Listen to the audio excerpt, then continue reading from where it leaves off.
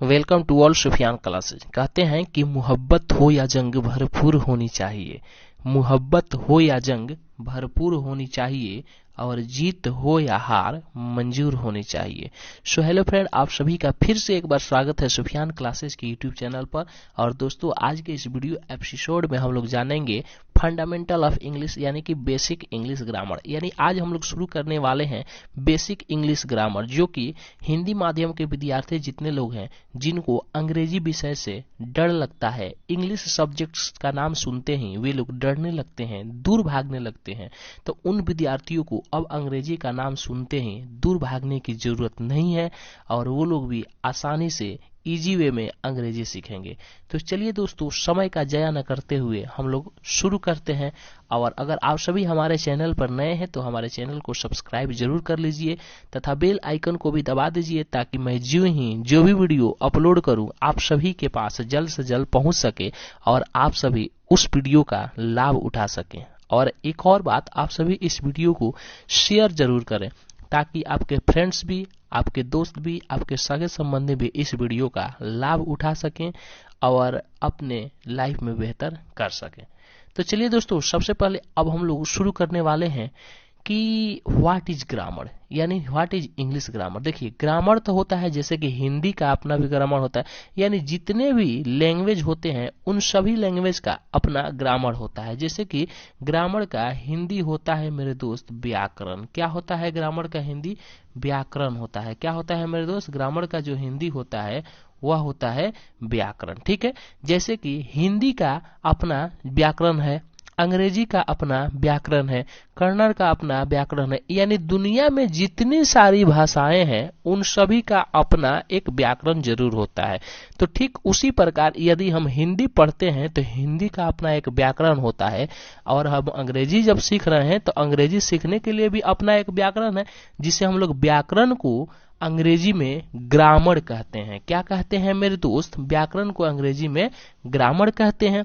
ठीक है, तो वहीं आज हम लोग जानने वाले हैं कि व्हाट इज ग्रामर, यानी ग्रामर होता क्या है। ठीक है, तो चलिए आज हम समझेंगे कि व्हाट इज इंग्लिश ग्रामर, यानी इंग्लिश ग्रामर क्या होता है।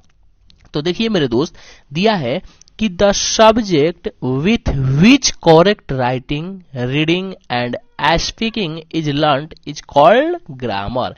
यानी वैसा विषय, वैसा शास्त्र जिससे शुद्ध शुद्ध लिखना, शुद्ध शुद्ध पढ़ना, शुद्ध शुद्ध बोलना सीखा जाए, उसे ही हम लोग क्या कहते हैं? व्याकरण कहते हैं। यानी कहने का मतलब क्या है मेरे दोस्त? यहाँ पर आप सभी लोग देख सकते हैं, दिया गया है कि जिस विषय या शास्त्र से शुद्ध शुद्ध लिखना, पढ़ना, बोलना सीखा जाए उसे हम लोग क्या कहते हैं? व्याकरण कहते हैं। यानी हम कह सकते हैं कि वैसा शास्त्र या वैसा विषय जिससे हम लोग शुद्ध शुद्ध बोल सकें, शुद्ध शुद्ध लिख सकते हैं या शुद्ध शुद्ध पढ़ सकें, उसे ही हम लोग क्या कहते हैं? व्याकरण कहते हैं। आई होप आप सभी लोगों को इंग्लिश ग्रामर समझ में आया होगा कि व्हाट इज इंग्लिश ग्रामर। ठीक है, चलिए अगले टॉपिक की ओर बढ़ते हैं। और अगला टॉपिक दिया है कि व्हाट इज लेटर। ठीक है, यानी व्हाट इज लेटर, यानी लेटर क्या होता है। तो देखिए मेरे दोस्त, लेटर उसे कहते हैं, जैसे कि यहाँ पर ध्यान दीजिए, सबसे पहले हम लोग पढ़ेंगे डेफिनेशन क्या कह रहा है। दिया है कि ध्वनि के उन संकेत चिन्हों को जिन्हें पुनः खंडित नहीं किया जा सकते हैं उसे ही हम लोग क्या कहते हैं? वर्ण या अक्षर कहते हैं। जैसे हम लोग कह सकते हैं, जैसे कि मैं लिख रहा हूं एक शब्द मोहन। ठीक है, यानी वर्ड एक मैं लिख रहा हूं मोहन, MOHAN। ठीक है, तो देखिए मोहन लिखने में इन सारे जो ये संकेतों का उपयोग हुआ है, ये सभी क्या होता है? आपका वर्ण होता है।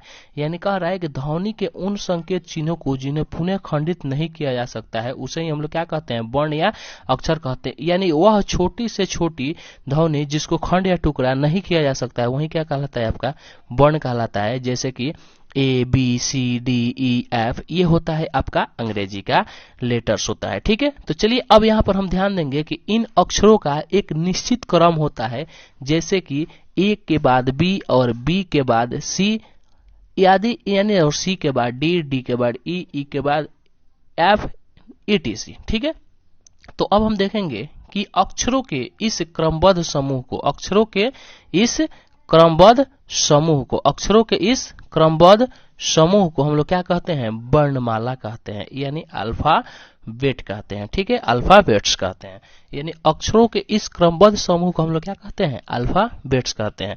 अब यहाँ पर दिया है कि इंग्लिश अल्फाबेट दो तरह के होते हैं, इंग्लिश अल्फाबेट्स दो तरह के होते हैं। पहला होता है वॉवेल और दूसरा होता है कॉन्सोनेंट। ठीक है, वॉवेल और कॉन्सोनेंट। तो चलिए अब हम लोग समझने का कोशिश करते हैं कि वॉवेल क्या होता है, यानी व्हाट इज वॉवेल।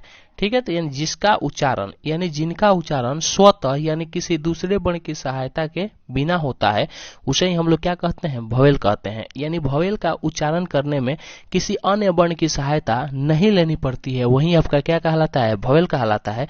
और जो इनकी जो संख्या होती है वो 5 होती है। ठीक है, जिसे हम लोग कहते हैं AEIOU, इसे ही हम लोग क्या कहते हैं, वॉवेल कहते हैं। अब बात आती है कॉन्सोनेंट की, कि व्हाट इज कॉन्सोनेंट, यानी कॉन्सोनेंट क्या होता है। ठीक है, तो देखिए जिनकी सहायता स्वर वर्णों की सहायता लेनी पड़े, यानी जिनका उच्चारण स्वर वर्ण की सहायता से होता है, या हम कह सकते हैं कि जिनके उच्चारण करने में स्वर वर्णों की सहायता लगे, उसे ही हम लोग क्या कहते हैं, कॉन्सोनेंट कहते हैं। और कॉन्सोनेंट की जो संख्या होती है वो 21 होती है। कितनी होती है, 21 होती है। यानी A to Z, यानी A से लेकर Z तक ही कुल होते हैं 26 लेटर्स होते हैं। और इन्हीं लेटर्स में से 5 हम लोग वॉवेल्स को निकाल लेते हैं, AEIOU, तो हमारा जो कंसोनेंट होते हैं वो 21 बच जाता है। कितना बच जाता है, 21। तो AEIOU को छोड़कर जितने सारे लेटर्स बचते हैं वो सभी क्या होते हैं, कंसोनेंट होते हैं।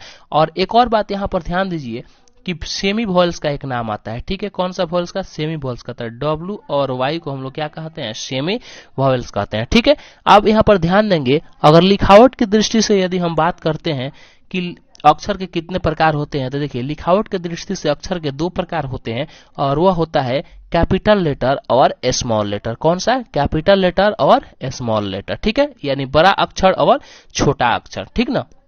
तो चलिए आज का वीडियो हम लोगों का यहीं पर समाप्त होता है, और आशा करता हूं कि आप सभी लोगों को यह वीडियो काफी ही समझ में आया होगा, काफी ही महत्वपूर्ण लगा होगा। तो अगर आप सभी लोगों को यह वीडियो अच्छा लगे तो एक लाइक जरूर करेंगे, और चैनल को सब्सक्राइब जरूर करेंगे, और वीडियो को शेयर जरूर करेंगे।